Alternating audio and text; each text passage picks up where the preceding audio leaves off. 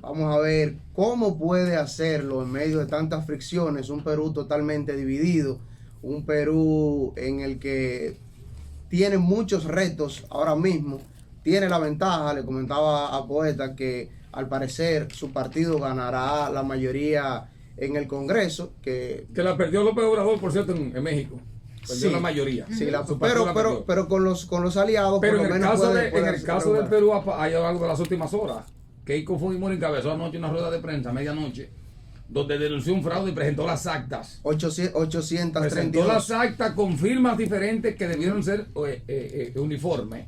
Sí, Y ahí va a venir una crisis política. El Perú podría correr el riesgo que una vez corrió la República Dominicana en el 1994. Se habla de unas 200,000 boletas que fueron adulteradas. Si eso se comprobase, si llegase a comprobarse, pudiese darle un giro realmente a los resultados electorales que actualmente mantienen a Pedro Castillo. Unas elecciones, una segunda vuelta bastante reñida. Claro. Estamos hablando de que son un punto décimas, y pico. Décimas. Un punto y pico. Décimas. Porque 49 y a pico 50 a 50 y algo. O sea, todavía no es 51. No. Se mantiene entre 50.30. Parecido un poco a aquel triunfo de Hipólito Mejía en la primera vuelta, que hubo ahí. Hay que decir que el danilismo ahí jugó un papel importante para no meter al país en otro problema, en otra discusión, porque había constitucionalmente Hipólito no ganó con el 50 más 1%.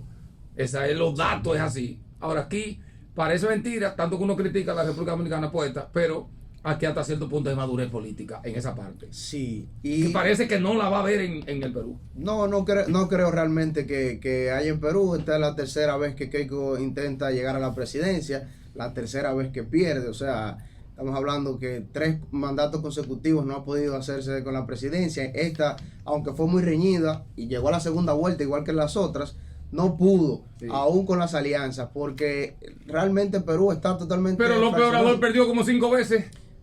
Ese orden eterno, impernitente, aspirante. Y mira cuándo ganó unas elecciones para que tú veas. O sea, en política no se puede descartar nada. Con Morena, que ganó con... Permiso, me gustaría saber, Rodney, ¿cuál es la diferencia que plantea cada candidato? Keiko Fujimori y Pedro Castillo. ¿Qué económicamente, o sea, cuál es el plan de gobierno? Sus propuestas que cada uno plantea y que por lo visto Perú ha decidido irse por la propuesta que plantea el señor Pedro Castillo, pero para que los amigos televidentes tengan una idea de qué se trata. Son totalmente opuestos. Estamos hablando de una, si se pudiera llamar, derecha extrema y una izquierda extrema.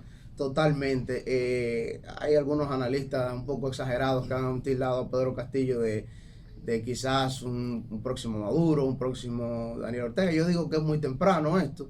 Eso por lo que ha mostrado en los últimos años la historia reciente en la región, de que cuando llegan esos presidentes que vienen de luchas sindicalistas, como es el caso de Pedro Castillo, que en 2017 comandó incluso una huelga, una famosa huelga, no sé si ustedes la recuerdan, de los maestros, que duró más de 70 días, sí. Y ahí fue que él realmente se dio a conocer, que crea ese temor. Pero la propuesta de Castillo realmente tienen algunos puntos interesantes y algunos puntos que yo lo veo bastante difícil de cumplir.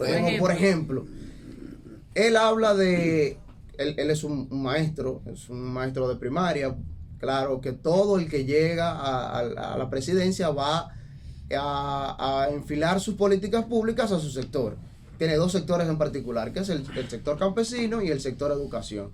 Él habla de que en su gobierno se estaría aumentando la entrega de 3.5% del Producto Interno Bruto a un 10% para educación y otro 10% para salud. Algo que en 5 años es prácticamente... Que no se ha hecho en América Latina todavía. No sé, sería algo, un hito histórico, sí, pero algo muy difícil, contando en que Perú no se pueden reelegir, por lo menos en periodos consecutivos. O sea, son 5 años, y si tú quieres aspirar a un nuevo mandato, tienes que esperar que pasen otros 5 años y entonces volver a subir. Estamos hablando en un Perú que en 5 años ahora ya han pasado 5 presidentes. Estamos hablando de Ollanta Humala, Pedro Pablo Kuczynski, luego le siguió Martín Vizcarra, ahora el señor Manuel, y ahora entonces Pedro. Hay que decir y todos los presos.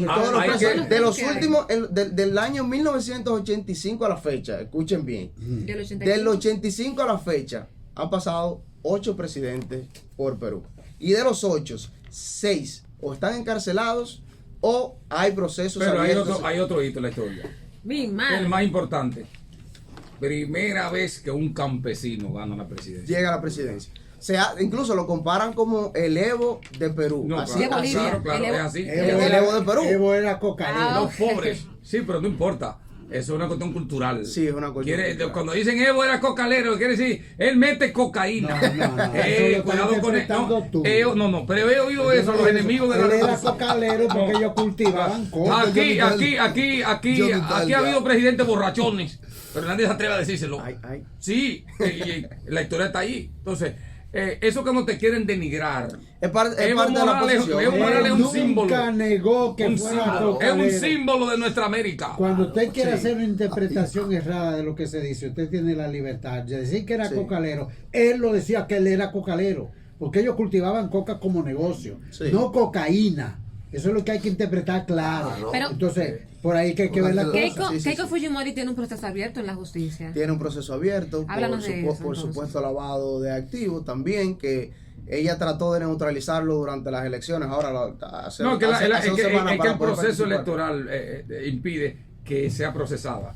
Sí. O sea, eso se para hasta tanto. Sí, pero para mí el error de ella, que pensé que tú ibas a entrar con eso, es que ella le pasó lo mismo que le pasó a Peña Gómez. Lo mismito. Ella dijo, cuando le fue un gancho, buscamos un periodista, como aquí. Buscamos un periodista que le preguntara, ¿qué va a pasar con tu papá? Ella dijo, no, lo voy a indultar. No, ella tiene que decir, si soy yo, asesor de ella, le digo, no, una cosa es mi papá y otra cosa soy yo. Ya, con eso, pero digo, no, yo lo voy a indultar. Para mí eso fíjate que después de esas declaraciones, varió en gran parte la simpatía hacia... Sí, pero en ese punto específico hay algo a tomar en consideración, que es lo que nosotros vemos, la percepción que nosotros tenemos del gobierno de Fujimori fuera y dentro de Perú. En Perú, en la región del norte, por ejemplo, en el sur, Pedro Castillo arrasó porque es su zona, pero en el norte, la percepción que tiene hacia el gobierno de Alberto Fujimori es totalmente diferente a la que nosotros incluso tenemos sobre su gobierno, que lo han catalogado de autoritario, de dictador y de todo. Es una persona corrupto.